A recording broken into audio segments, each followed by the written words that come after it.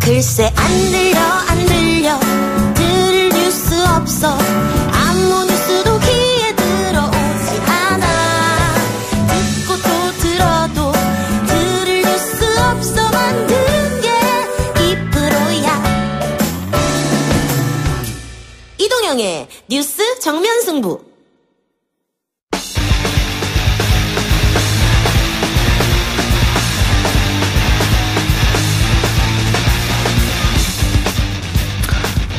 이동의 뉴스 정면 승부 뉴스 프리핑 시간입니다. 오늘도 오창석 씨 나왔습니다. 어서 오세요. 네, 안녕하세요. 오창석입니다. 네, 팟빵 앱에 몬테베르데님, 체리블루님 두 분께서 오창석 응원한다고. 자, 감사합니다. 네, 첫 번째 소식 뭡니까? 네, 오늘 첫 번째 소식은 자유한국당 당사와 관련된 내용인데요. 자유한국당이 6.13 지방선거 이후에 현재 있는 여의도 중앙당사 이전을 검토하고 있다라고 27일 밝혔습니다. 관계자는 당 경비 절감 차원이다라고 얘기했는데요. 11년간 머물렀던 당사를 떠나는 이유로 매달 1억 원씩 나가는 임차료 때문이다라고 이야기를 했습니다. 지금까지 자유한국당 전신은 새누리당 그 전신은 신한국당 다 포함해서 말이죠. 네네. 늘 부자 정당이라는 이미지가 있었잖아요. 네, 맞습니다. 그리고 정당 보조금이나 이런 것도 가장 많이 받았었는데 갑자기 이게 돈이 없다고 여의도 당사를 뺀다. 여의도 당사라고 하면은 자유한국당으로서는 자기들의 정체성이라고 할 수 있겠는데 그만큼 네. 어렵다는 건가요? 네, 가장 큰 상징성을 가지고 있는데요. 2007년부터 이 빌딩을 사용하고 있었는데 박근혜 이명박 대통령 두 대통령까지 배출을 했고요. 하지만 후원금도 없고 보조금도 줄어들었다 보니까 현재까지 유지하기 어려운 것으로 보입니다. 19대와 20대를 비교해보면 19대 국회의원 선거에서 자유한국당의 전신인 새누리당은 152석을 획득했고요. 현재 자유한국당은 113석에 불과합니다. 역시 정당 보조금이 크게 줄었고요.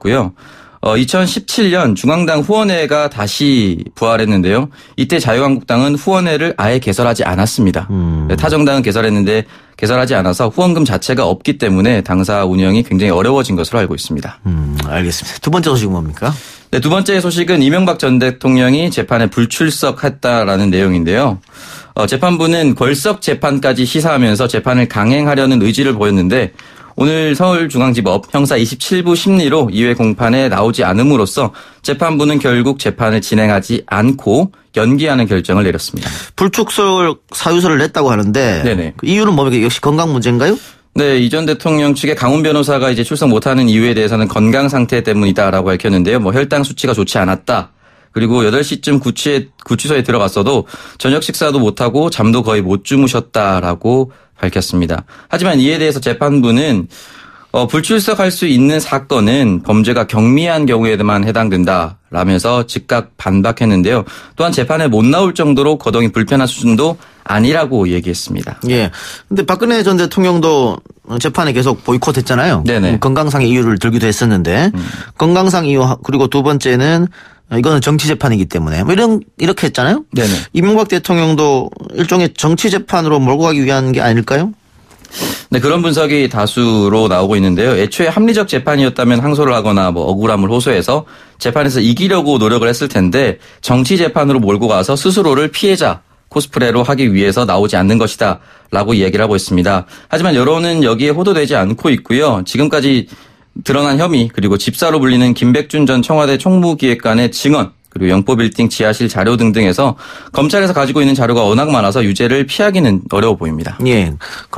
그런데 지금 재판이 한 번 열렸고 이제 두 번째 나오지 않는 거 아니에요? 네네. 앞으로 재판이 계속 있을 텐데 계속 재판에 나오지 않겠다 이런 생각인가요? 아니면 이번에만 건강상의 이유로 나오지 않겠다 어떻게 보시는 거예요? 앞으로도 안 나올 의지를 보이고 있는 것 같은데요. 강훈 변호사가 마지막에 뭐라고 얘기했냐면 법정에 나가서 스스로 변소할 기회를 갖겠다는 게 피고인의 권리인데 예. 이 전 대통령은 스스로 그 권리를 포기하겠다라고 밝혔거든요. 앞으로도 나오지 않을 가능성도 점쳐지고 있습니다. 알겠습니다. 다음 뉴스 살펴봅시다. 네, 다음 소식입니다. 일가 전체가 갑질과 폭행으로 얼룩진 대한항공 일가인데요. 대한항공 조양호 회장의 부인 이명희 씨가 오늘 경찰에 출석했습니다. 출석하면서 기자들과 짧은 문답이 있었는데 상습적으로 폭행한 사실이 있냐라는 질문에는 무리를 일으켜서 죄송하다. 화분을 던진 게 맞냐라고 라는 질문에는 죄송합니다. 피해자분들 회의를 시도한 적이 있냐라는 질문에는 없다. 심경 한 말씀 해달라 했을 때는 피해를 끼쳐서 죄송하다. 라는 부인 그리고 말 돌리기로만 일관했습니다. 예. 그러니까 피해자분들 회유 시도한 적 있나요? 여기에 대해서만 yes, no 없다고 했고 네네. 나머지는 전부 미안하다, 무리를 일으켜서 죄송하다. 이 말만 반복했거든요. 네네. 그 두 딸이죠. 조현민, 조연아. 조현민, 조연아가 경찰에 출석했을 때도 똑같은 스탠스를 취했어요. 네네. 다른 대답하지 않고 무리를 일으켜서 죄송합니다. 그렇다면은 변호인단의 조력을 좀 받지 않았을까 이런 생각이 드는데 포토라인 앞에 서서는 이런 얘기는 하지 말고 저런 얘기는 해라. 네. 아마 사전에 그 변호인 측과 모든 협의가 끝난 것으로 알고 있을 텐데요. 예. 아무래도 재판에서 유리하게 끌고 가기 위해서 그 이전에 다른 진술의 번복이라든지 진술이 왔다 갔다 함을 방지하기 위해서 이렇게 일관된 표현을 쓴 것으로 전해지고 있습니다. 예, 그렇게 보입니다. 근데 이 재판 글쎄요. 뭐 이것도 뭐 재판이 아니죠. 수사. 어떻게 되는지 시간이 좀 걸릴 것 같은데 네네. 과연 우리가 2부에서도 언급했습니다만 증거가 있느냐, 증거를 뒷받침할 그게 핵심인 것 같습니다. 좀 지켜보기로 하고요. 네. 다음 뉴스. 네, 네 번째 소식입니다. 바른미래당의 이현주 의원의 SNS 내용이 논란이 되고 있는데요. 27일 자신의 블로그, 트위터 등을 통해서 2차 남북회담에 대한 얘기를 남겼습니다. 미국 회담의 날짜를 북한 측이 6.12 지방선거 하루 전에 제안했다면 그것도 그렇고 1차 남북회담에서 보여준 김정은의 파격 행동이나 미북회담 무산위기에 2차 남북회담 등 여러모로 이번 지방선거에서 여당의 최고 선대본부장은 김정은인 것 같다라고 밝히면서 논란이 되고 있습니다. 예. 그런데 이렇게 트윗 썼다가 나중에 문제가 되니까 삭제했다고 하던데요? 네, 1시간 뒤에 논란이 되자마자 바로 삭제를 했는데요. 이미 많은 네티즌들이 확인한 후였습니다. 본인이 삭제했다고 하는 것은 처음에 올렸을 때의 어떤 생각하고 네네. 그 반응이 다르게 나왔기 때문에 그런 게 아닐까 싶은데. 네, 본인도 아마 여론을 의식한 것 같은데요. 더불어민주당도 즉각적인 대변인 논평을 통해서 이쯤 되면 자유한국당으로 갈 때가 된 것 같다라고 강하게 비판하기도 하면서 전 세계가 연원하는 한반도 평화조차 선거 쟁점으로 활용하는 비뚤어진 인식이 여실히 드러났다라고 지적했습니다. 그런데 지금 자유한국당 같은 경우에는 뭐 연일 뭐 남북 정상회담 두 번에 걸친 네. 비난하고 있습니다만 바른미래당 같은 경우에는 거기서 조금 비판의 발을 빼는 모습을 보였거든요. 네네. 근데 이현주 의원만 이렇게 강하게 나온 이유는 뭘까요? 글쎄요. 뭐 여러 가지 요인이 있겠지만은 지금 현재 당대표가 흔들리거나 지방선거의 승리가 확실하지 않은 사람들의 정당에서는 의원들이 지방선거 이후를 준비하는 경우가 많습니다. 예. 예를 들면 지방선거 이후에 전당대회에서 자신의 포지셔닝을 미리 해두기 위해서 더 직설적으로 얘기를 하면 당대표를 준비한다든지 더 큰 포지셔닝을 가져가기 위해서 존재감 과시를 위해서 이렇게 하는 것이 아니냐라는 예. 비판도 있습니다. 알겠습니다. 개인의 생각입니까? 아니면 일각의 이야기입니까? 일각의 이야기와 네티즌들의 생각이죠. 예, 본인 생각은 없고요. 제 생각도 여기에서 크게 벗어나진 않습니다. 알겠습니다. 다음 뉴스 가십시다. 네.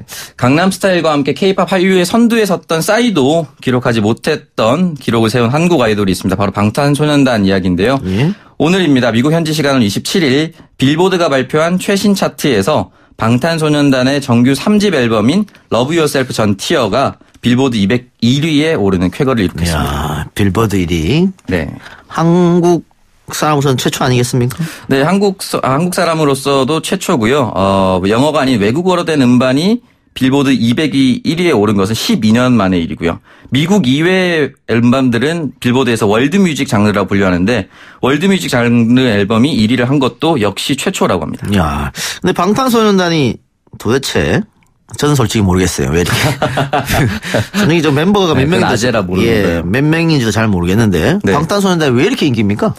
방탄소년단 7명인데 일단 여러 가지 인기 분석 요인이 있습니다. 제일 큰 이유는 아무래도 그 팬들과 활발한 SNS 소통을 꼽고 있습니다. 방탄소년단이 만든 방탄TV의 구독자가 전 세계 485만 명이고요.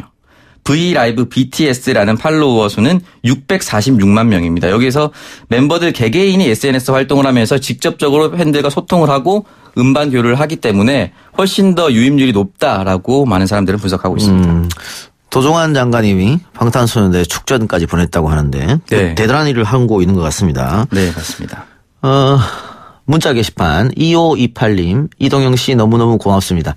뜬금없이 이런 칭찬 문자 아주 환영합니다. 마지막 소식 전해주세요. 네, 신태용 감독이 이끈 한국 축구 대표팀이 오늘 저녁 8시죠. 온두라스와 평가전을 갖게 됩니다. 대구 스타디움에서 열리고요. 월드컵 두 번째 상대인 멕시코에 대한 대응 능력을 키우기 위해서 오늘 평가전을 준비했다고 합니다. 예. 그런데 글쎄요. 과거와는 달리 이번 월드컵의 어떤 인기라고 할까요? 관심도라 할까요? 많이 떨어지는 것 같아요. 네, 실제로 저조차도 월드컵이 열린다는 걸 일주 전에 알았거든요. 예. 과거 같은 경우는 한 달 전부터 거리 응원전이라든지 흔히 말하는 월드컵송 이런 예. 것들이 굉장히 유행했었는데 올해 같은 경우에는 북미 회담이라든지 전 세계 평화와 관련된 여러 가지 큰 이슈들이 월드컵 이슈 자체를 잠식한 것이 아닌가라는 분석이 하나 있고요. 또 하나는 월드컵 자체에 대한 관심도가 떨어졌다. 예전만큼 스타 플레이어가 있는 것도 아니고 또한 우리나라가 16강을 진출할 수 있을 만큼의 강력한 어떤 힘을 가지고 있지 않은 것 역시 월드컵에 대한 관심이 떨어졌다는 이유에 하나에 포함되고 있습니다. 알겠습니다. 2018년 러시아 월드컵 일정이 우리가 6월 18일 오후 9시 스웨덴전이군요. 네네. 24일 자정에 멕시코전, 27일 오후 11시에 독일전. 강팀하고 줄줄이 대기되고 있으니까 여러분들 많은 응원 부탁드리고요. 오늘의 퀴즈 갑시다. 네, 오늘의 퀴즈입니다. 지난주 국민청원에 대한 첫 번째 퀴즈는 정답이 2번 20만 명이었습니다. 네. 정치자들의 수준을 너무 낮게 본 거 아니냐라는 소리를 들어서 조금 어렵게 해야 되겠습니다. 최근 빌보드 200이 1위를 차지한 방탄소년단의 제작자의 이름은 무엇일까요? 1번 방정환, 2번 박명록, 3번 방시혁입니다.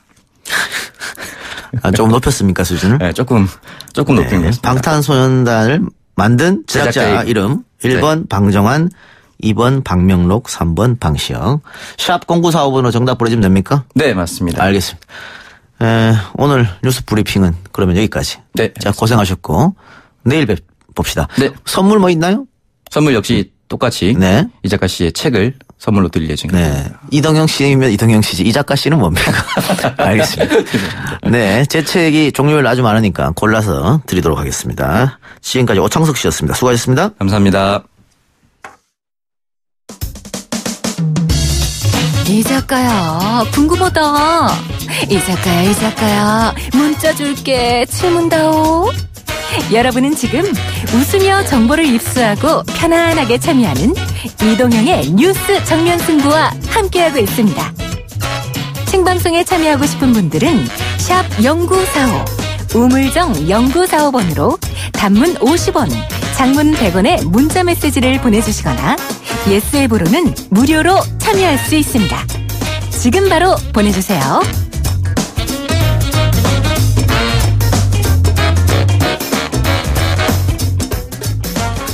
문재인 대통령과 북한 김정은 위원장이 지난 토요일 판문점에서 극부리에 만났습니다. 또 미국 트럼프 대통령이 북미 정상회담의 재추진을 언급했죠. 한반도를 둘러싼 국제정세가 반전에 반전을 가하고 있는 모습입니다. 청와대 국가안보실 자문위원인 동국대 북한학과 고유한 교수와 함께 자세한 이야기 나눠보도록 하겠습니다. 교수님 나와 계십니까? 네, 안녕하십니까? 예. 자, 우리 국민들도 하룻밤 자고 일어나면 뭔가 확 바뀌는 것 같아가지고 네. 많이들 올라오고 계시는데, 자, 트럼프의 북미회담 취소 통보, 그리고 이어지는 북한의 자세 낮추기라 할까요? 그런 것들, 그리고 남북 정상회담까지 그 안의 상황 어떻게 보셨습니까? 네, 국민들께서는 롤러코스터처럼 느껴지셨을 것 같은데요. 예. 저는 한 세 가지 이유로 잘 될 거라고 봤습니다. 예. 그 이유는 첫째는 그 북핵 문제가 임계점에서 협상이 시작됐다.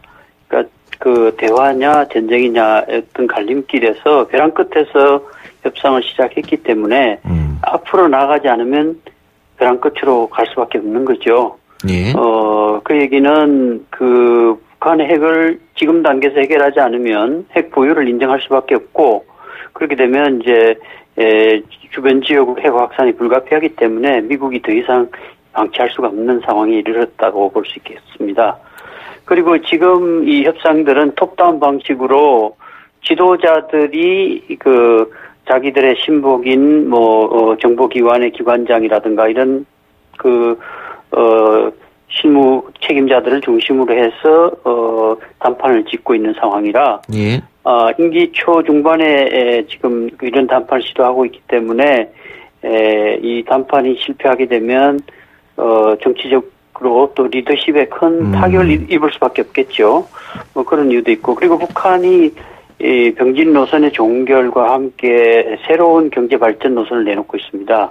그 경제 발전 노선은 대외 관계를 풀어야 되는데, 대외 관계는 결국 핵을 풀지 않고는 대외 관계를 풀 수가 없다는 뭐 그런 점에서 보면 내부적으로 시장화도 진전되고 또 제재 압박도 강화되고 있는 상황이라 풀지 않고는 이 난관을 헤쳐나갈 수 없다. 이렇게 본다면 뭐 큰 틀에서 비핵화 협상은 진행할 수밖에 없는 상황이었습니다. 다만 이제 진행하는 과정에서 협상력을 높이기 위해서 북한은 미국의 뭐 볼턴 같은 보좌관의 리비아 모델에 대한 반대, 또 그 펜스 부통령의 정권과 체제를 건드리는 데 대한 반발, 뭐 이런 것들이 있긴 있었지만 결국은 트럼프 대통령이 생각하는 일괄 타결 방식의 단계별 이행이라고 한다면 못할 이유도 없다. 왜냐하면 비핵화를 결심한 이상 북한으로서도 시간을 끄는 게 유리하진 않습니다. 예. 제재 압박이 계속되고 있기 때문에. 그래서 이런 국면에서 그 김계관 제1부상이 이 트럼프 대통령의 오해를 푸는 그런 이제 담화를 냈고 트럼프 방식에 대해서도 큰 기대를 하고 있다고 밝힘으로 해서 다시 이제 트럼프 대통령도 마음을 돌려서 6월 12일 북미 정상회담을 예정대로 추진하기 위한 이제 실무 접촉들을 본격화하고 있는 것이죠. 예, 그러니까 많은 전문가들이 판이 깨지는 데까지 가지는 않을 것이다 이렇게 예측했는데 그게 뭐 북미 양국 혹은 북미 정상의 뭐 니즈 이런 것들이 있기 때문에 그렇다. 뭐 그렇게 결론 내리면 될 것 같고요. 자, 지금 오바마 행정부에서 대북 정책을 상징했다고 하는 성김 그리고 최선희 부상이 지금 만났다고 하는데 두 사람이 만나는 게 어떤 의미가 있을까요? 의제 조율에 관련되는 부분이라고 할 수 있겠죠. 예. 싱가포르에서 실무 접촉은 정상회담을 진행하는 주로 의전적인 문제라든가 그리고 회의 진행과 관련되는 문제 이런 그 실무적인 문제가 주로 논의되는 것 같고요. 예. 27일 그 판문점 북측 통일각에서 북미 정상회담을 위한 의제 협상이 이 성킴 주 필리핀 미국 대사하고 북한 외무성 부상인 최선희 사이에 이루어지고 있는 것으로 그렇게 지금 알려지고 있죠. 제3국이 아니고 판문점에서 만난 것 그것도 의미가 있을까요? 과거 같으면 그 유혹 그 접촉 창구도 있을 테고 그렇죠. 또 뭐 싱가포르에서 그대로 해도 될 텐데 판문점을 선택했다는 것은 이제는 이제 판문점이 이 남북 정상회담의 장소이자 북미 간에도 외교 접촉을 하는 장소로 그 판문점이 그 군사적 대치 지역에서 예. 평화 협상을 하는 장소로 이렇게 자리매김되는 의미가 있는 것 같은데요. 어쨌든 아마 접근성 또 그 배후에 이제 미국은 미국 대사관이 있고 북한은 바로 본국의 훈령을 받을 수 있으니까 협상의 어떤 효율성 측면에서는 판문점이 좋을 수 있겠죠. 그 다른 지역은 또 본국 훈련 받고 하는 절차가 좀 복잡할 수도 있을 수 있는데 아마 그런 의미가 있지 않을까도 생각을 할 수 있을 것 같습니다. 이낙연 총리가 그 판문점에서 한다는 것은 한국의 일정한 역할을 용인하는 의미다 이렇게 얘기했는데 동의하십니까? 네. 뭐 그렇다고도 볼 수 있겠죠. 그 판문점은 과거에 북한은 그 유엔사 관할 지역이라 해서 상당히 피했던 지역이에요. 예. 그 유엔의 간섭을 받는다는 그 의미가 있기 때문에 그런데 정상회담도 지금은 판문점에서 했고 이런 접촉도 판문점에서 한다는 것은 이제는 그 남북한 당사자라는 그런 원칙기도 어느 정도 판문점에서 하는 것이 맞고 또 상징적 의미, 정전 질서의 어떤 그 상징 장소 또 분단 질서의 상징 장소에서 사실상 이제 판문점 체제를 종식하는 협상을 하는 것이거든요. 예. 판문점이라는 것이 휴전 질서를 관리하는 지역이잖아요. 예. 그러니까 이제 그런 지역에서 그 남북 협상, 북미 협상이 이루어진다는 것은 이제는 그 지역을 평화 질서로 바꾸기 위한 그 판문점 체제, 이른바 이제 그 정전 체제를 평화 체제로 바꾸기 위한 어떤 장소로 국가로서의 상징성을 부각시키는 것 같습니다. 예. 그러면 방금 교수님께서 말씀하셨듯이 성김이나 최선희가 만나서 의제를 논할 텐데 그 가장 쟁점되는 부분은 방금 말씀하셨던 종전선언이라든가 혹은 비핵화라든가 이런 게 될까요? 그렇습니다. 이번 협상은 그 미국의 우려사항, 즉 그 핵 개발과 관련된 부분이 되겠고 그걸 예. 비핵화하는 부분이 되죠. 그리고 이제 북한의 요구사항, 북한은 비핵화를 하는 대신에 평화협정이라든가 북미 관계 정상화 이런 것들을 이제 요구하고 있는데요. 물론 이제 평화협정으로 바로 갈 수 없으니까 과정으로서의 종전선언이라든가 또 불가침 약속이나 조약도 이제 북한이 얘기하고 있는 것 같은데요. 예. 일단은 그 지금 방식은 과거의 동결대 보상이라고 하는 그런 방식이 아니고 이제는 앞부분에서 바로 서로 안보와 안보를 교환하는 서로 양측의 그 요구사항과 그 우려사항을 막 교환하는 그런 방식의 이제 일괄 타결식 빗딜이 지금 시작됐는데요. 이른바 이제 트럼프 모델이라는 것이 최근에 어느 정도는 구체화되고 있는 것 같아요. 그 한미 정상회담에서 트럼프 미국 대통령이 그 북한의 비핵화 방식으로 속전속결 이행을 전제로 한 일괄 타결 해법을 이제 공식화했습니다. 그러면서 또 폭스뉴스 인터뷰 등에서도 물리적으로 단계적 접근법이 조금은 필요할지도 모른다. 이건 이제 북한이 얘기하는 이 단계적 동시적 조치 이 부분을 트럼프 대통령도 어느 정도 이해하고 있다는 것 같아요. 예. 그래서 지금 그 북미 간에 단계적 비핵화를 트럼프 대통령이 어느 정도 수용함으로 해서 접점이 마련되는 것 같다. 그래서 김계관 부상도 제1부상도 트럼프 방식에 대해서 상당히 이제 관심을 표시했던 것이죠. 지난번에 그 제1부상이 5월 25일 날 김정일 위원장의 위임에 따라서 발표했다는 담화에서 트럼프 방식이 우려를 다 같이 해소하고 북한의 요구 조건에도 부합되며 문제 해결에 실질적인 작용을 하는 현명한 방안이 되기를 은근히 기대하기도 하였다 이런 말이 있어요. 예.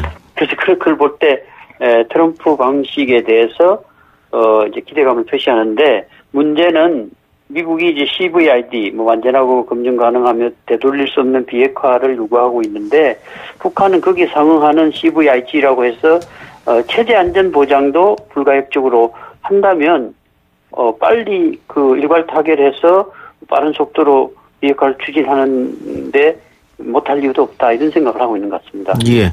지난번 교도통신이 그 미국이 북한의 핵탄두를 국외로 반출하라 요구를 했고 북한은 난색 표현했다 이런 기사 났었는데 네. 방금 또 국민일보에서 미국이 핵탄두부터 일괄 반출해라 이렇게 해서 뭐 북은 부정적이기 때문에 지금 협상이 난항겪고 있다 이런 기사가 났는데 이건 어떻게 보십니까?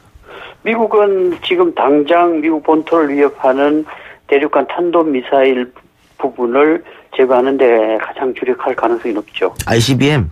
네. 예. 그 ICBM을 미국 본토로 가져가거나 해체하는 걸 요구할 텐데 북한은 아마도 자존심상 자기들의 무기를 미국으로 반출하는 데 대해서는 상당히 부정적일 겁니다. 예. 본토에서 해체하고 불능화하는 그리고 폐기하는 절차는 아마도 수용할 가능성이 있는데 그걸 그대로 이제 미국 쪽으로 가져가거나 다른 상국으로 반출하는 데 대해서는 그 자주권 이런 것을 굉장히 그 생명처럼 생각하는 체제라 예. 아마 그 부분에서는 진통이 있을 것 같습니다. 그래서 북한은 아무래도 지난번 그 풍계리 핵실험장처럼 스스로 자발적으로 주동적으로 이제 조치를 취한다는 방식으로 이제 폐기하려고 할 가능성이 높고 미국은 그 리비아 방식으로 미국 본토에 관련 시설로 반출하는 것을 원할 것 같습니다. 그런데 이제 그 부분은 앞으로 이제 계속 협상을 해야 되겠죠. 예. 아까 교수님도 초반에 롤러코스터 말씀하셨는데요. 다시 한번 뒤집어질 가능성은 없겠죠?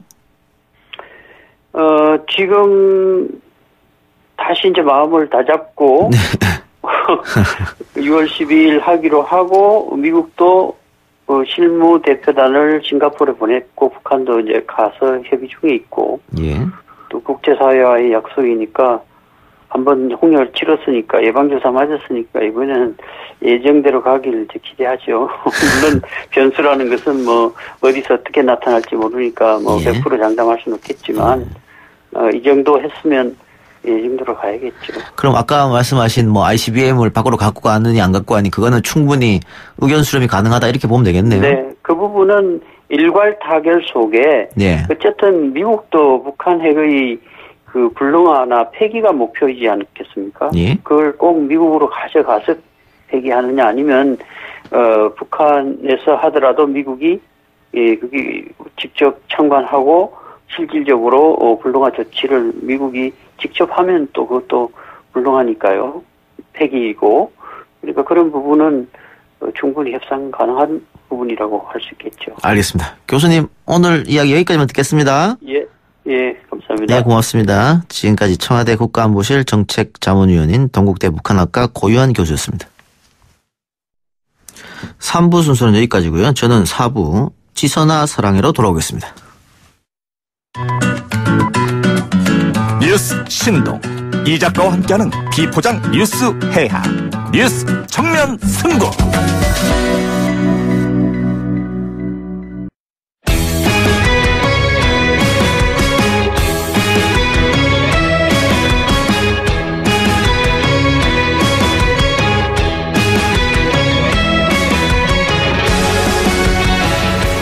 네, 매주 월요일이죠. 최고의 여론조사 전문가들과 함께 6.13 지방선거 민심을 분석해보는 시간입니다. 오늘도 오피니언 라이브 윤희웅 여론분석센터장 그리고 리얼미터 권순정 조사분석실장 함께합니다. 어서 오십시오. 네, 안녕하십니까.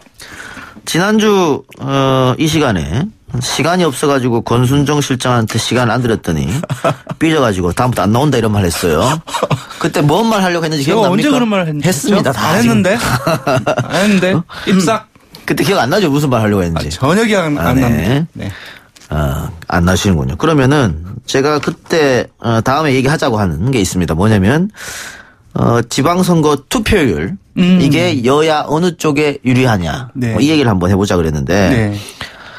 아까 오창석 씨하고 월드컵이 있는지 없는지도 모르겠다 이런 얘기가 있었는데 네. 지방선거 분위기가 안 난다고 지적하는 분도 많이 계세요. 예전 같지 않다. 근데 언론에서 그런 얘기 상당히 많이 나온 것 같습니다. 예. 그래서 일단 뭐 중앙의 이슈, 그러니까 남북, 북미 정상회담 이런 것들이 막 이슈를 막 빨아들다 보니까 지방선거에 누가 나온지도 모르고 관심이 없다. 예. 그래서 투표율은 낮아질 것이다. 예. 좀 이렇게 로직이 형성되어서 상당히 많이 퍼져 있는 게 사실인데요. 저는 조금 다르게 봅니다. 그래서 얼마 전에 모 일간지가 그 선관위의 투표 의향 조사를 가지고서 30-40대의 보수 응징적 투표 성향이 이번에도 나타날 수 있다. 보수 응징적이요? 예, 네. 그런 표현을 썼던데 이 조사 결과를 보면은 4년 전에 비해서 30대의 적극 투표점 나 반드시 투표할 거야. 그러니까 30%포인트 정도로 올랐고 40대도 그보다는 좀 못 미치지만 20%포인트 가깝게 4년 전에 비해서 적극 투표층이 늘어났다는 거거든요. 그러면 대체적으로 네. 젊은 층이 투표장에 많이 가면 진보에 네. 유리하다. 이게 맞아 들어가는 거예요? 맞습니다. 그래서 만약에 이것이 현실화된다라고 했을 때 기본적으로 지금 이제 언론에서 얘기하고 막 아무 관심이 없어. 뭐 이런 방식으로 해서 투표율이 낮아질 것이라는 논리는 성립이 되지 않을 가능성이 높지 않냐. 예. 지금 이제 투표율 관련해서 말씀하시는 분들 보면은 보수 성향층인 이제 고령층의 경우에는 보수 정당 후보들이 당선 가능성이 높지 않다는 인식 때문에 투표장에 많이 안 나갈 것이다. 이게 하나가 있고 또 한 가지는 정권 교체라고 하는 목표를 달성한 젊은 진보 성향층들이 이제 목표를 실현했기 때문에 긴장도 약해져서 투표장이 또 많이 안 나갈 것이다. 그것도 말이 되네요. 네, 이렇게 두 가지 이제 설이 있는데요. 이것에 대한 이제 반론은 또 이런 게 있습니다. 나이 드신 분들 같은 경우에는 이 투표라고 하는 행위가 사회적인 존재의 의미를 이제 자기가 이제 찾는 행위라고 할 수 있거든요. 그리고 투표라는 것이 상당히 어쨌든 우리 사회에 필요한 일이고 도덕적으로 맞는 일이라고 하는 인식이 강하기 때문에 그분들의 투표율이 그렇게 많이 떨어지지 않습니다. 매우 이제 안정적인 측면이 있어요. 그래서 그렇게 많이 떨어질까라는 이제 의문이 있고요. 또 한 가지 젊은 층 같은 경우는 정권 목표라고 교체라고 하는 목표를 달성하긴 했습니다만은 정치적 효능감이 이전에 비해서 매우 높아졌어요. 젊은 층 같은 경우는. 그러니까 투표를 하게 되면 뭔가 의도했던 바를 이룰 수 있다라고 하는 그 그렇죠. 인식 네. 매우 이제 재고가 된 상황이기 때문에 이것이 지난 이제 국정농단과 촛불 지난 대선을 거치면서 이제 나타났던 현상들이거든요.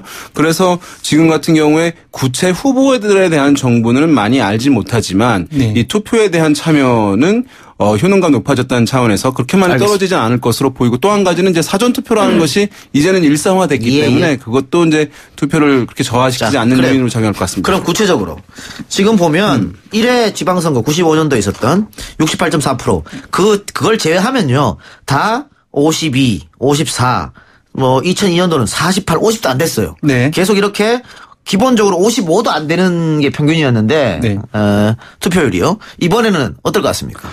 요거 저 정도 맞춰줘야 전문가 소리 나오지요. 보통 전문가들은 적극 투표청에서 보통 15%포인트 내외를 뺍니다. 예. 지금 이제 너 투표할래라고 하면은 거의 대부분이 90% 이상이 예. 투표한다고 하거든요. 예. 그래서 일반적으로 한 75%가 나 반드시 투표할 거야 하는데 예. 그래서 한 15%를 빼면은 한 60%가 나오죠. 예. 저는 한 60% 내외가 예. 아닐까. 그렇게 된다면 이제 대부분의 언론의 예상과는 달리 투표를 떨어질 거라고 예상을 하고 있는데 조금 높아지는 거죠. 그렇죠. 직전에 56.8이었으니까. 예. 예. 그 정도. 그거보다 높을 것이다.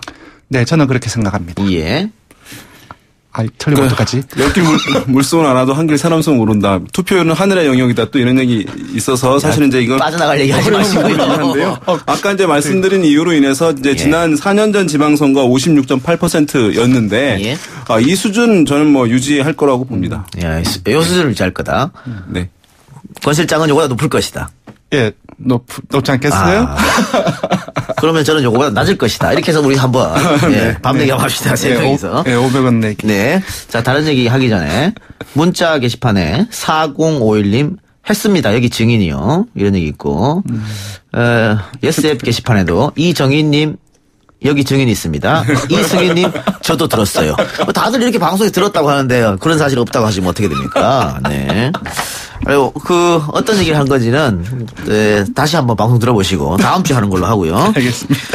우리가 투표율 얘기를 방금 했습니다만 12일 날 예정대로 열릴 것 같아요. 북미 정상회담이. 네.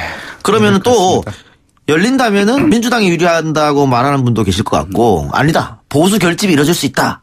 그래서 야당이 유리하다라고 얘기하는 사람도 있을 것 같아요. 어떻게 보세요? 저는 이거 정말로 완전히 한편의 리얼리티 컴피티션 쇼라고 생각하거든요. 예. 뭐냐면 리얼리티 이제 경쟁 리얼리티 쇼 중에 이제 경쟁하는 하나하나 떨어뜨리고 마지막에 결정하는 그거하고 되게 비슷한 게 지금 이제 북미 정상회담 과정 속에서 한쪽은 재검토할 거야. 그 다음에 바로 전격 취소 공개 사안을 하자마자 바로 그 다음에서 한번 또 이렇게 수위가 나왔지 않습니까? 그 이후에 이제 또 협상이 진행되고 있는데 이런 과정들이 저는 국민들 그러니까 여론의 관심들을 계속적으로 집중시켜 나가는 과정이라고 생각이 들고 이런 과정의 끝은 아마 성사 가능성이 높을 것 같아요. 그렇다고 한다면은 국민의 여론을 계속 끌어올리는 과정의 어떤 성공 또는 어떤 이익을 보는 측은 제가 봤을 때는 정부 여당이 아닐까라는 생각이 듭니다. 예. 이게 이제 보수층의 이제 결집이라는 것이 이제 남북 관계 관련해서 있기 위해서는 한국 정부가 대한민국 정부가 미국 한미동맹을 저해하는 효과를 감수하면서 남북 관계를 급작스럽게 개선할 때이거든요. 그러니까 이제 보수층에서는 한미동맹이 더 중요하기 때문에 반감에 의해서 결집이 일어나는 메커니즘이 존재하는 것인데 지금은 미국도 남북 관계 개선을 하는 북한과 대화하는데 주체로 참여하고 있기 때문에 이것이 이제 미국이 반대하거나 이제 싫어하는 기류가 전혀 나타나지 않는 상황이고 오히려 더 적극적인 상황이기 때문에 보수층이 결집할 수 있는 그 요인으로 작동하지 못하는 부분이 있습니다. 그래서 그것이 이번에 뭐 나타나지 않을 것으로 전망이 됩니다. 여기 조사나 결과를 딱 말씀드리면 예상을 할 수 있을 것 같아요. 그러니까 트럼프가 그 전격 취소 공개선을 했잖아요. 예. 근데 그 다음날 바로 조사를 했는데 지금도 한반도 비핵화 평화 정책에 대해서 믿느냐라고 물어봤더니 여전히 가능하다가 66.5%예요. 특히나 보수층이라든지 아주 이제 보수적으로 유명한 이제 TK 이쪽 자유한국당 지지층을 제외하고는 전부 다 이런 낙관적인 전망을 가지고 있거든요. 예. 실제로 낙관한다기보다는 그런 소망이라 기대가 섞인 그럴 수 있죠. 답변이라고 생각하는데 이런 부분들을 봤을 때 그 북미 정상회담 과정 속에 한반도 비핵화를 추구하는 이 과정들 자체는 아무래도 보수 결집보다는 민주당이 유리하게 갈 가능성이 높지 않을까 싶습니다. 또 한 가지 보면은 과거처럼 이거 영향을 준다고 한다면 선거가 정점에 있고요. 그 안에 뭐 이런 이제 북미회담이든 남북정상회담이든 남북관계 관련한 인들이 선거 정점 아래에서 선거의 쟁점으로 작동해야 되는 것이거든요. 지금은 반대로 됐어요. 그러니까 남북정상회담이나 북미정상회담이 선거보다 그 위에 가 있는 거예요. 그러니까 선거가 오히려 마이너한 상황이 됐기 때문에 그렇네요. 위에가 아래에 이제 영향 뭐 이렇게 그 머리가 될 수는 없는 거잖아요. 아래에 있는 것이. 그렇죠. 그렇기 때문에 이제 과거와 전혀 다른 지금 구도다, 양상이다 이렇게 보겠습니다. 알겠습니다. 자, 그러면 구체적으로 지역별로 한번 가봅시다. 지난주 자유한국당 홈페이지에다가 이재명 후보의 욕설 파일을 공개를 했습니다. 그리고 나서 나온 이렇게 올리고 나서 나온 여론조사가 있죠. 있습니다. 어떻게 됐습니까? 더 남경필 지사랑 좁혀졌습니까? 더 벌어졌습니까? 오늘 나왔어. 어제 조사에서 오늘 나왔는데 거의 30%포인트 이상을 유지를 하고 있습니다. 격차를. 변화가 없어요. 그러면 자유한국당이 야심차게 꺼낸 이 음성 파일이 별 효과가 없었다 이렇게 봐야 되나요? 지난번에 우리 이제 윤희용 센터장님도 말씀하셨다시피 기본적으로 네거티브 자체의 효과 같은 경우는 길면 길수록 그렇게 많지는 않거든요. 역풍의 가능성도 있고. 이 결과를 본다고 한다면은 사실상 효과적이지 않았다고 봐야 될 것 같습니다. 네. 그러면 윤 센터장님. 그 자유한국당은 회심의 카드로 꺼냈을 텐데 이게 안 먹힌 이유는 그냥 단순히 네거티브이기 때문에 그렇습니까? 아닙니다. 지금 선거에 관여된 이제 그런 소소한 사안들 자체에 대한 이제 민감도가 상당히 지금 제약돼 있기 때문에 그렇다고 할 수 있겠습니다. 그러니까 후보들 간의 공방들이 이제 있는데 그거 자체가 실제로 내가 표심을 바꿔야 된다라고 하는 것이 연결돼야 되는 것인데 그런 것들이 이제 작동하지 않고 그냥 아까 말씀하신 대로 이번 선거 같은 경우에는 정부 여당에 대한 평가 또는 뭐 여당 후보에 대한 이제 심판 평가 이런 흐름으로 가는 것이 아니고 어쨌든 현재 전 정부 여당에 대한 기대감들이 있고 아까 말씀하신 대로 국정농단에 이어서 있어왔던 이제 보수 정당에 대한 부정적 반감들 그것들이 여전히 이제 큰 기류로서 작동하고 있는 상황이기 때문에 그 안에 공방에서 나타난 네거티브 공방도 후보들의 누구를 지지할지 표심에 지금은 거의 이제 영향을 주지 못하고 있는 그런 상황이라고 할 수 있겠고 제주 같은 경우는 좀 지역적 특수성이 있다고 하겠습니다만. 예, 알겠습니다. 그러면 서울로 가볼까요? 이거 지금 뭐 홍준표 대표도 비슷한 얘기를 했고 김문수 후보도 그런 얘기를 했는데 단일화 가능성을 언뜻 내비쳤었거든요. 네. 그런데 뭐 오늘부터 투표용지 인쇄에 들어갔다면서요. 네. 그러면은 효과도 반감되고 만약에 설사 성사된다 하더라도 너무 시간이 없는 거 아닙니까 지금? 근데 사실상 저는 시간도 없을 뿐더러 그 지난주에 각자가 김문수 후보나 안철수 후보가 할 수 있다는 뉘앙스의 메시지를 던진 것이 실제로 후보 단일을 하려고 하는 시도라기보다는 전반적으로 관심 자체가 두 후보에 대한 상당히 없었지 않습니까? 그러니까 후보 단일화를 할 수 있다라는 어떤 메시지를 던짐으로써 여론의 집중을 조금이라도 받기 위한 어떤 전략이 아니었나 저는 그렇게 생각을 합니다. 네. 그래서 워낙 차이가 크기 때문에 지난번에 우리 둘 플러스 하면 어느 정도 이제 겹차가 좁아야 되는데 그래도 엄청나게 차이가 나기 때문에 사실상 어렵다고 우리는 봤지 않습니까? 네, 현실적으로 뭐 쉽지는 않고요.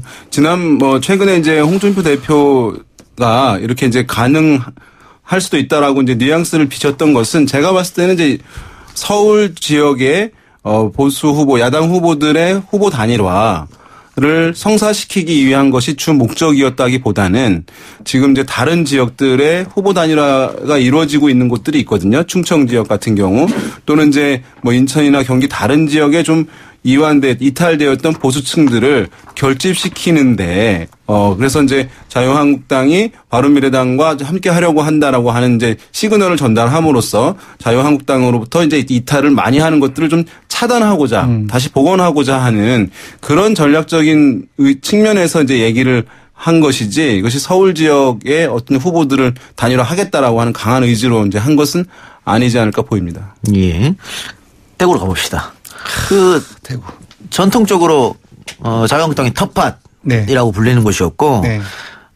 지금 뭐 TK를 중심으로 해가지고 TK를 포위할 형세다. 네네. 민주당이 이런 얘기 들리잖아요. 네. 선거 때마다 압도적으로 보수 정당을 밀어줬던 것. 그렇습니다. 그런데 이번 선거판에서는 약간의 균열의 조짐이 보인다 이런 얘기 들려요. 약간이 아니고 지금 이제 선거조사 결과로 따르면은 예. 상당히 큰 균열의 조짐이 보이는데요. 예. 지금 대구만 얘기되고 있지만 최근에 나오는 경북조사 이철우 후보하고 오준규 후보가 붙죠. 여기에서도 한 자리 숫자의 격차가 나왔습니다. 대구도 역시 한 자리 숫자의 격차. 물론 이제 오차범위를 감안하면 살짝 벗어나 있는데 대구가 대구 경북이 보수의 아승이라는 것을 감안을 해봤을 예. 때 이 정도 격차로 좁혀질 것이라는 거는 아마도 거의 대부분이 예상을 못했지 않았나 싶습니다. 근데 저희 리얼미터 조사에서는 이런 징후가 거의 한두 달 전부터 이미 나타났습니다. 지금 그래서 지난주 주간 집계에서는 대구에서 민주당이 한국당을 오차범위 밖에서 지금 앞서기 시작을 했습니다. 이러한 부분들이 한 몇 주째 계속 지속되고 있거든요. 그래서 이러한 부분들 종합을 해 봤을 때 향후 이제 한 2주 남았는데 더욱더 요동칠 가능성도 배제하기 힘들다고 봅니다. 네. 그래서 이제 보면은 선거라고 하는 것은 여러 가지 정의할 수 있을 텐데요. 각 후보들이 또는 각 정당이 유권자들에게 지지의 근거를 제공해 주는 싸움이거든요. 그러니까 선거 기간에 하는 말들, 발언들 같은 경우에 또 뭐 슬로건이라든가 뭐 이런 프레임 제시하는 것들이 다 이제 자기네 후보들을 찍을 수 있는 근거들로 이제 작동을 하는 것인데 또 어떤 상대 진영에 대한 공세도 마찬가지인데요. 지금까지 사실은 야당이 특히 자유한국당이 선거의 국면에 들어와서 그러한 지지의 근거들을 많이 이제 제공해주지 못한 것으로 보여요. 그러니까 지금까지 보면은 이 안보 문제 또 남북관계 관련해서 문제 제기하는 것을 제일 프레임으로 내세울 것이다라고 해서 막 했는데 안 먹히니까 다시 이제 경제로 넘어갔었거든요. 경제를 통째로 뭐 어떻게 하겠다 포기하겠냐라고 하게 했는데 그것도 다시 또 남북관계 개선 문제 되면서 다시 이제 복원 흐지부지 되는 상황이고 그리고 드루킹 관련해서 또 선거의 제일 쟁점으로 만들겠다고 했는데 또 그것도 지금 가려져 있는 상황이니까 선거에서 야당이 공세할 수 있는 제일 쟁점 자체를 사실은 만들지 못하고 있는 그런 상황이라고 하겠고요. 지역 같은 경우에 지방선거에서는 특이한 현상이 뭐냐 하면 뭐 전체 국가 경제 상황에 대한 판단을 하는 것이 아니라 그 해당 지역에 있는 경제적 현안들, 지역 발전을 누가 더 잘 해결할 수 있고 누가 더 발전시킬 수 있을 것인가. 그래서 중앙정부의 예산을 누가 더 많이 가져올 수 있을 것인가. 이것이 지역에 국한되어서 쟁점이 되는 것이에요. 그러니까 현재 우리나라 경제 지표가 어떻게 되니까 이것을 심판해서 어떻게 표를 내가 누구한테 주겠다라고 하는 메커니즘이 작동하는 것이 아니라 그런 이제 대선과 총선에서는 그렇게 작동하는데 지방선거에서는 그 지역에서 그러다 보니까 아무래도 여당 후보가 중앙의 예산을 더 많이 따올 수 있다. 지역의 현안을 힘있게 더 해결할 수 있다. 이런 이제 것이 국민 유권자들한테 다소 이제 소구력이 있는 부분이 있어서 이런 정치적 지형이 다른 곳에서 약간 이제 이변적 현상이 나타나는 경우가 이제 있는 것이죠. 힘 있는 여당 후보 뭐 그런 거잖아요. 그런 걸 내세우는 것이죠. 그런 건데 당 지지율 보면은 민주당하고 한국당하고 왔다 갔다 해요. 그런데 뭐 후보 지지율은 당연히 한국당이 좀 높은 상황인데 이렇게 유례없는 일이 대구에서 벌어지고 있지만 그래도 막상 투표장에 가면 자유한국당 치지 않겠느냐? 네, 제가 대구 고향이지 않습니까? 예. 저도 그런 생각을 가지고 있어요. 예. 예, 우리 이제 부모님들, 지인들 생각해 보면 저분들이 누구를 찍을 것인가 생각을 해 보면은 예. 또 이런 사람들이 저만 있지 않을 거니까. 예. 그래서 막상 해 보면 좀 벌어지지 않을까 그런 생각도 해 보는데. 근데 여러 가지 이제 어떤 전국이라든지 그리고 남북 정상회담 이후에 대구 시민들의 생각들 그런 것들을 미루어 정작해 봤을 때 이게 또 예전처럼 계속 그런 반복이 일어날 것인가 막판에 결집하는 또 그런 또 의문도 들고 일단 좀 혼돈스럽습니다. 저도. 그러니까요. 네. 그래서 이제 보면 동정심을 나중에 이제 하거든요. 그러니까 그 어떤 특정 정치색, 이념색이 이제 뚜렷한 지역 같은 경우에는 그것이 이제 오랫동안 내려온 것이기 때문에 그 정당을 후보를 뽑지 않게 되면 뭔가 이제 잘못하고 죄를 짓는 것 같은 이제 인식이 작동하게 되는 것이거든요. 그래서 그 후보들은 또 그 정당들은 그것을 또 활용하게 됩니다. 우리를 이제 버리시겠냐 이런 식으로 해서 이제 나중에 동정표들이 이제 많이 모이게 되는 현상들이 있어서 지금 대구 경북의 격차는 좁혀지고 있겠습니다만 결과가 뒤바뀔 것인지에 대해서는 여전히 저도 이제 의문을 갖고 있는 부분입니다. 알겠습니다. 한마디 또 해도 될까요? 안 된다 그러면 다음 주에 안 나오실 겁니까? 하십시오. 예, PK가 예. 저는 PK가 민주당 쪽으로 많이 기울지 않았느냐라고 생각을 했는데 예. 요 2주 동안에 민주당의 정당 지지율이 많이 빠졌어요. PK에서. 예. 그러니까 리얼미터 조사 결과 같은 경우는 1000명이 아니거든요. 그리고 평일 5일 동안 조사를 해요. 이 정도 이제 시간의 넓이라든지 그리고 응답자 수가 한 2,500명 되는데 이런 것들 고려하면 우리는 튄다는 표현을 쓰는데 지역이라 할지라도 잘 안 튀거든요. 예. 그래서 그런 것들을 감안해 봤을 때 PK에서 어디서 떨어지는지 제가 감을 못 잡겠어요. 부산일지 그게 경남일지 아니면 울산일지 모르겠는데 일단은 PK에서 민주당의 지지율을 많이 들어요. 그것이 이제 그 자유한국당이라든지 그쪽에 이동했던 지난주에 경향을 보였다. 그래서 PK에서 조금 변화가 있지 않을까라는 생각을 해봅니다. 알겠습니다. 센터장님 할 말 있습니까? 아닙니다. 예, 시간이 없어가지고요. 네. 다음 주에 하세요. 할 말 있으면. 알겠습니다. 네. 교육감 선거도 이번 선거랑 같이 치러지지 않습니까? 다만 교육감 선거는 정당 추천이 없기 때문에 1번, 2번하고 전혀 상관이 없습니다. 지방선거 1번, 2번하고는. 그러니까 교육감 선거에서는 여러분들이 한번 우리 지역에 누가 교육감 후보로 나오는지 한번 검색해보고 좀 살펴보는 그런 시간이 필요할 것 같습니다. 두 분, 지방선거 이야기 오늘 잘 들었고요. 다음 주도 또 기대하겠습니다. 지금까지 오피니언 라이브 윤희용 여론분석센터장 그리고 리얼미터 권순정 조사분석실장이었습니다. 고맙습니다. 감사합니다. 고맙습니다. YTN 뉴스 FM 이동희 뉴스 정면승부. 오늘 저희가 준비한 내용은 여기까지고요. 저희는 내일 다시 찾아뵙도록 하겠습니다. 편안한 밤 보내시길 바랍니다.